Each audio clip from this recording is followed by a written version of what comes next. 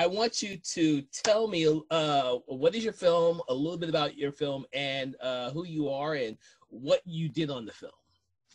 Okay. My name is Christopher Beaubien. I'm based in Vancouver, British Columbia in Canada. My latest short film that I've produced, directed, written, and edited is called Siren. It's an experimental horror movie about these two lesbians who are on the road. One of them is the driver's driving really, really fast because their relationship is on the rocks. It's gonna come into for an absolute heartbreaking disaster, and then they get pulled over by these cops, these police women who come across as very otherworldly. There's something rather creepy and unusual about them. And eventually, the cops have another way of essentially punishing these women that they've essentially caught breaking the law.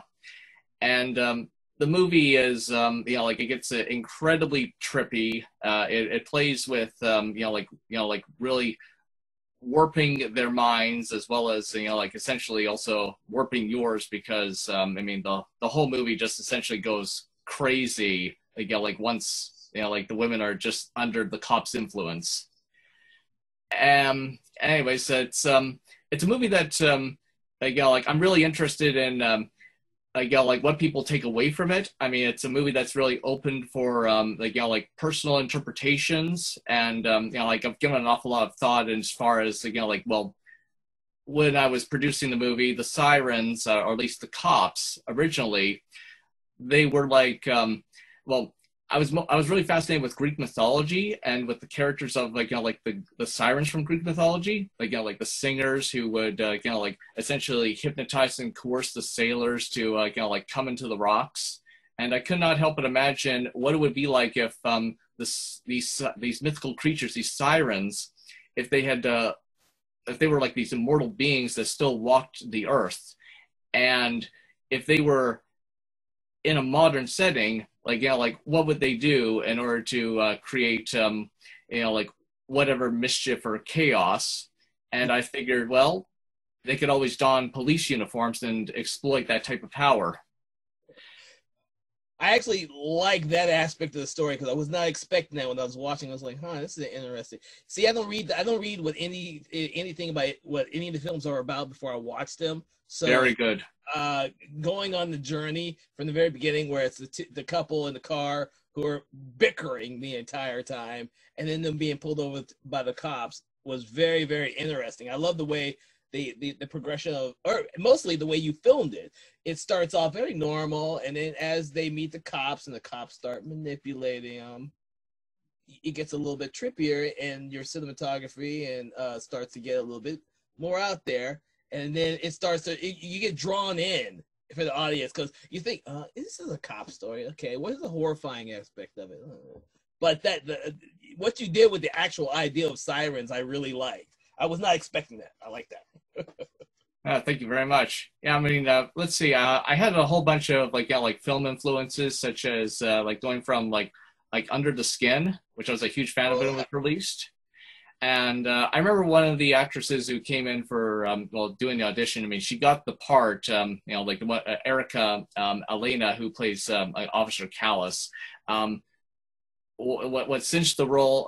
What cinched the role for her was that she had this dead-eyed stare that just gave me the creeps. She could just turn it on and off. She's this most friendly, jovial person, and then all of a sudden it just goes right into alien mode. And it's just okay, you got the part. So was the process of casting this film difficult? I mean, you have 4 very strong female roles in this one, okay? Not quite, not really. In fact, I was, I remember my casting director was asking me, do you have any specifics? So, what kind? And then I told her, no way, I want to just, just open it up. I just want to see, just all types of different actresses, and just basically I just wanted to really just open myself up to who was going to give me really interesting interpretations of the character. I mean, I've already have my own interpretations of the character, but at the same time I also want to be surprised as a filmmaker, because I figure that if you're not surprised as a filmmaker, then how else are the audience going to be surprised? Let me see. I remember we had like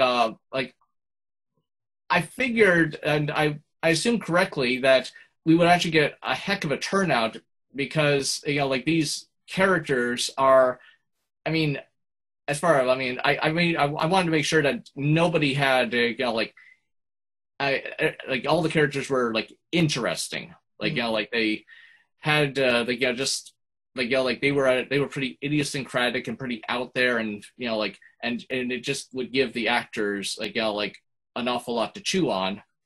And I figured it's like, okay, well, I mean, and I wasn't surprised to see that there was like a pretty big turnout, and it was pretty competitive as far as, like, you know, it's like, okay, I want to play this character, and it's like, oh, here, like, you know, like, and even those who, it's like, regardless, even if I have, if I get cast or not, please, you know, like, I thank you so much for writing this character, just for producing this.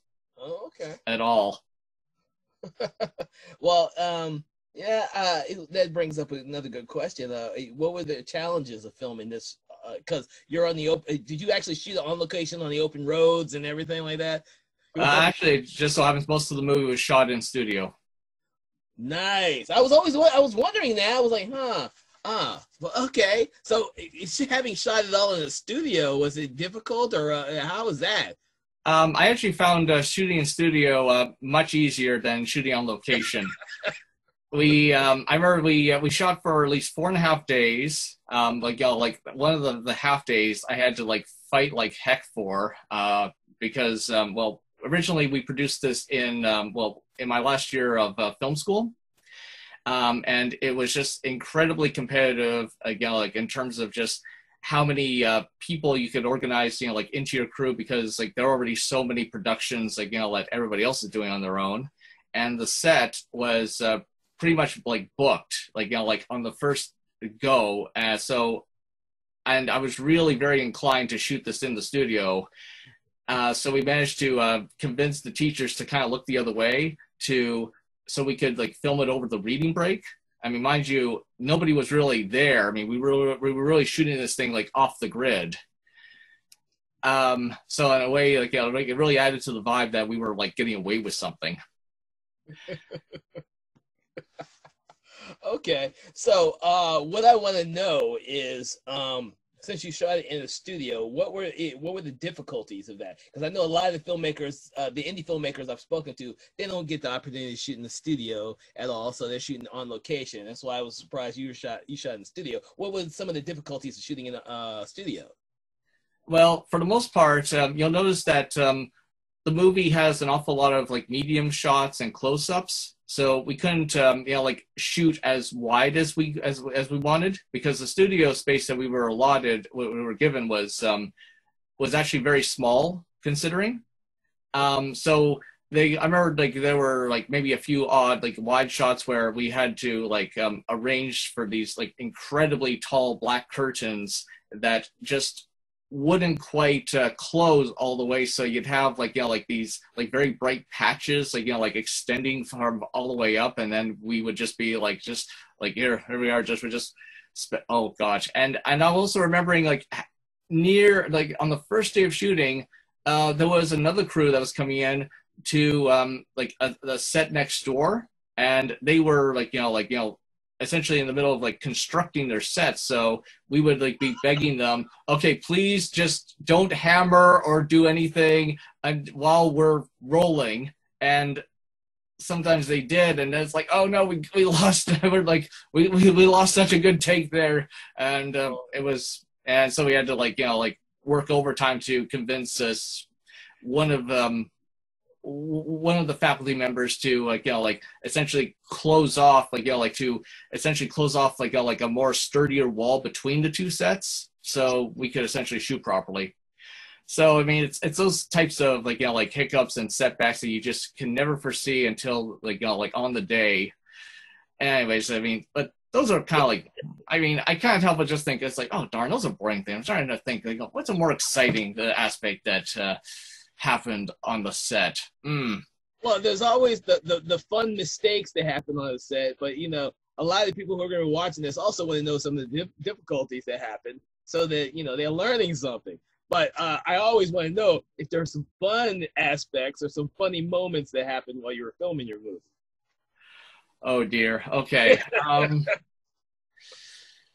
Shoot, I'm sure there have to have been. Or was this just a shoot from hell? I wonder. No, it couldn't be. We've all had those too. Sure, sure.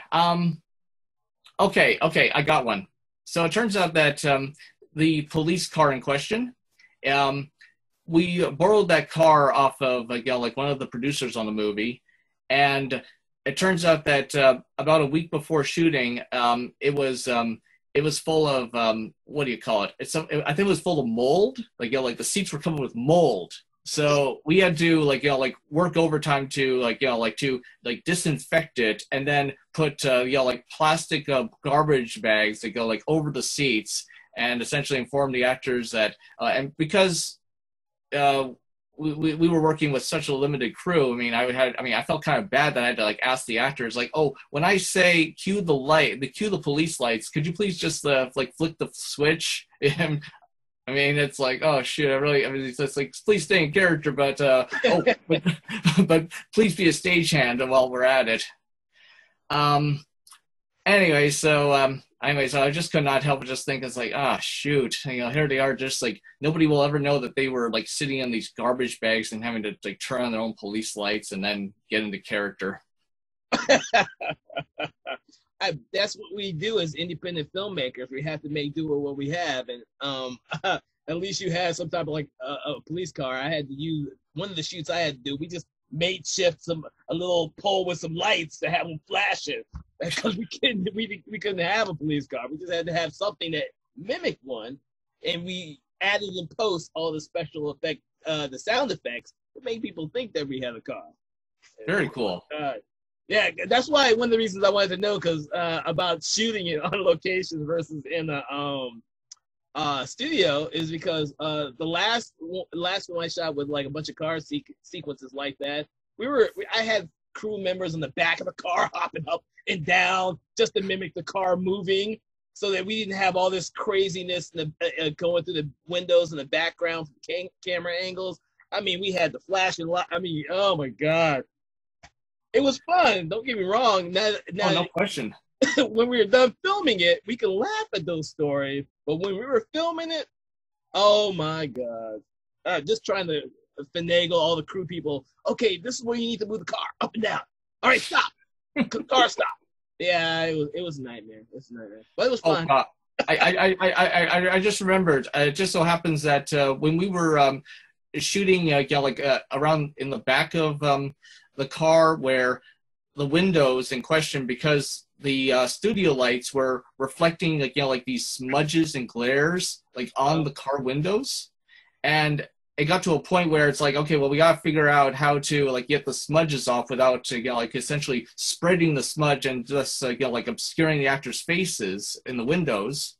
It actually got to a point where one of the set decorators was began like wiping it with a regular cloth, and then he was making it worse, and then everybody in the crew was like screaming, "Please, no, stop doing it!" Until we got the idea. It's like, hey, why don't we take a newspaper and like wipe on the windows? And it's like, oh, those are getting rid of the smudges. So nice little tip there. Oh, that's interesting. I've never tried that. Good to remember. So, what all did you do on your film? Did you write it, produce it, just direct it? Tell us a little bit about that. Okay. Yeah, I wrote, produced with my co-producer Noah Penner. I directed the movie. Let's see, and I also edited it. I also did an awful lot of the like the color correction, the special effects, the visual effects.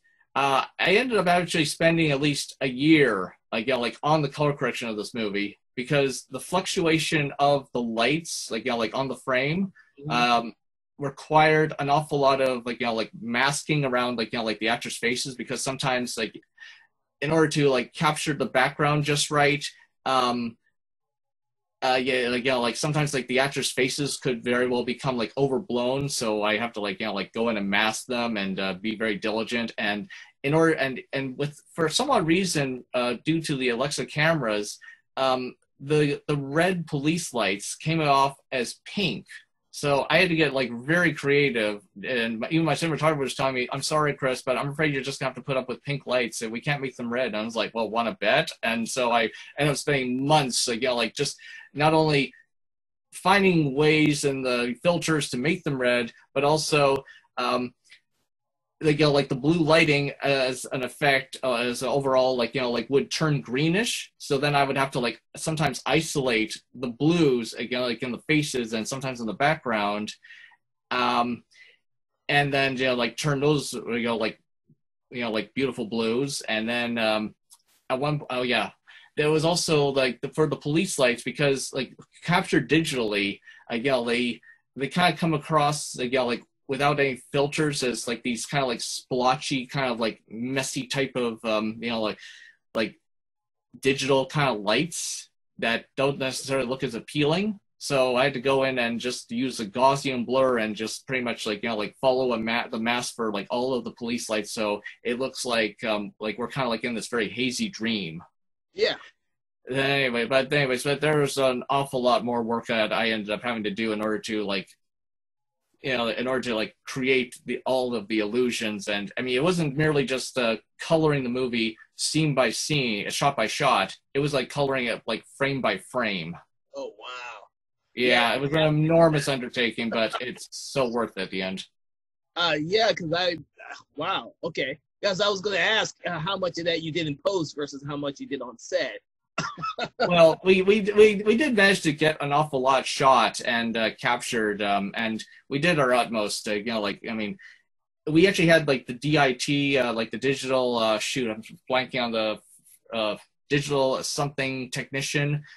We had him on set, and he was giving me like an overview of like what the movie would look like, with once it was like saturated and like looking all shadowy.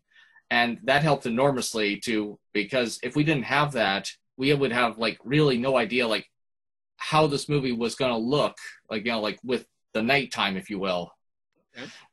So that was I mean, that really helped an awful lot to help visualize this entire thing. Yeah. Now that we're having this conversation, it sounds like you had a lot more complications than the film actually looks. Don't get me wrong, the movie looks great. So. Oh yeah. I mean, the final result is what matters at the end of the day. Yeah, I agree. And if you spend that much time to make it look that good, I'm going to be excited about whatever you do next. Thank you very much.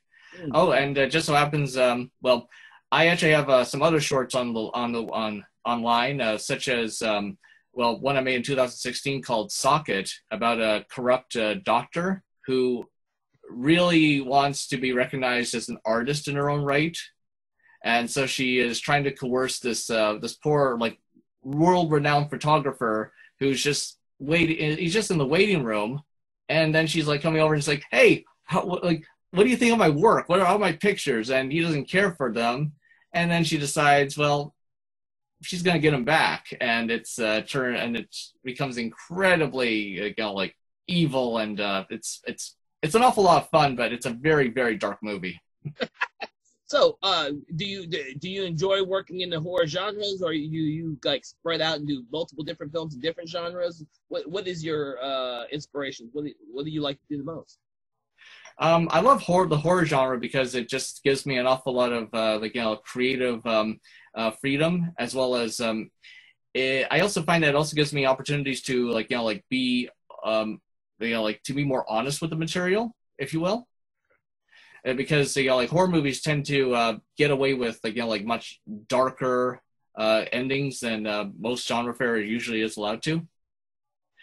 And there's also just so much leeway and you can bring into it. Just you can bring in drama, comedy, or just what have you, when we're working in horror.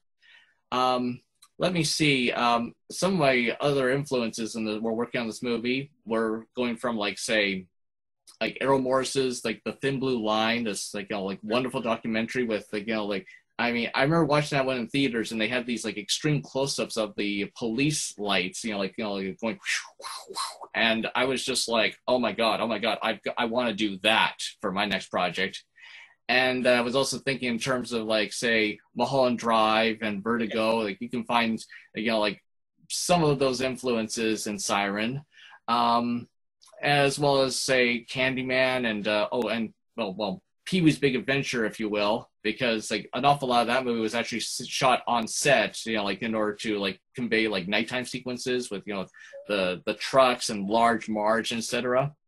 And for like really avid cinephiles, I'll just throw out Celine and Julie Go Boating, a very obscure 1974 French film that kind of plays with like ideas of like going into a trance and like entering another type of like fantastical world. Mm-hmm. So yeah. Okay. So you love horror, but your influences are from all the other different genres. I love that. I love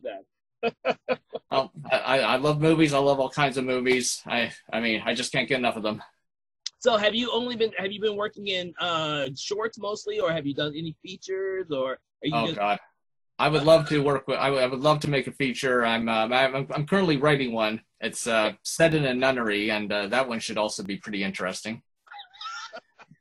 So I'm sincerely hoping that that the work that I've been doing is going to convince like people to kind of give me and my crew like a bigger budget, so I can essentially get a feature off the ground and then some. Okay. So this brings me up something else. Has this film been doing well at film festivals? Have you just started its film festival travels? Because I know the COVID thing kind of put some kibosh on a lot of filmmakers, me included.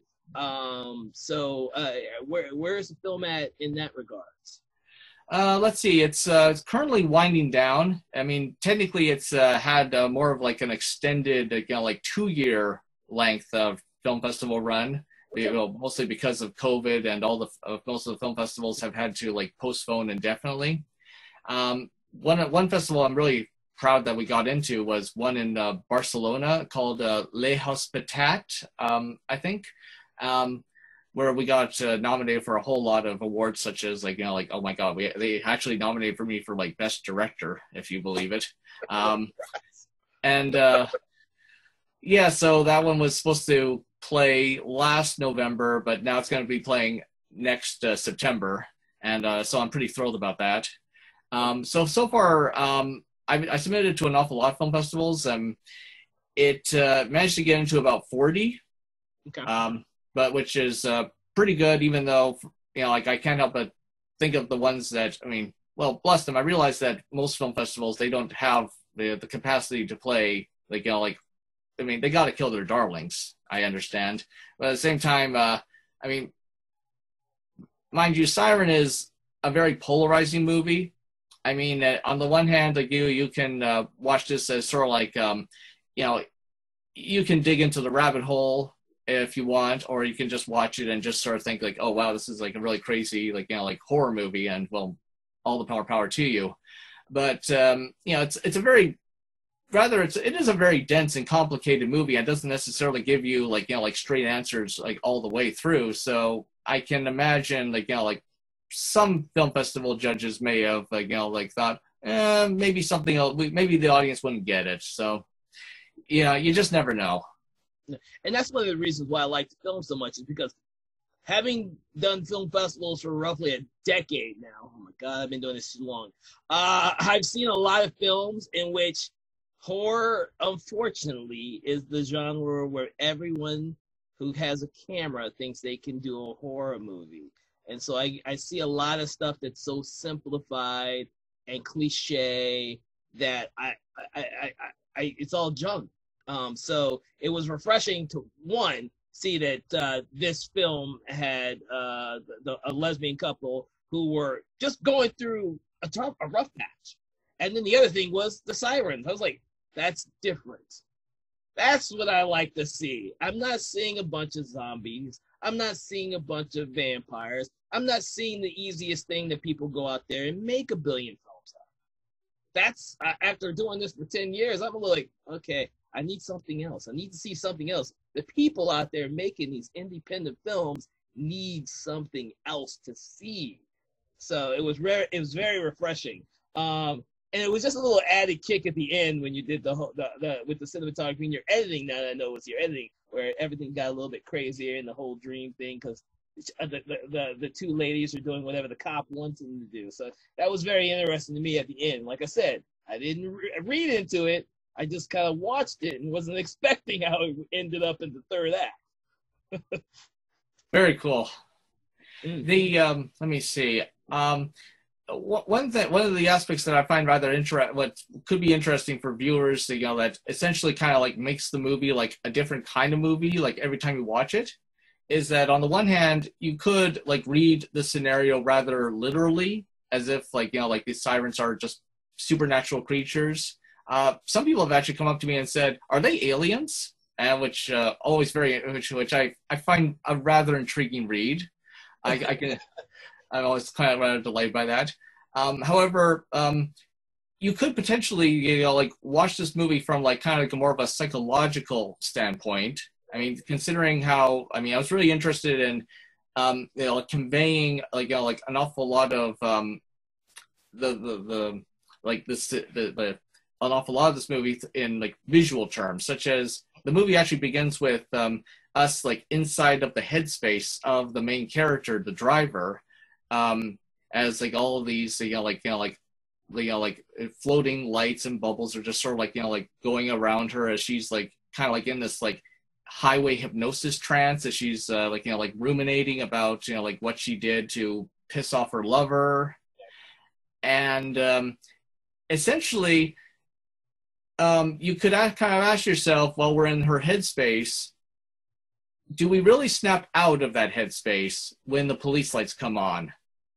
Because in a sense, those police lights that kind of materialize could very well be coming from her, from her mental, from her mind, if you will.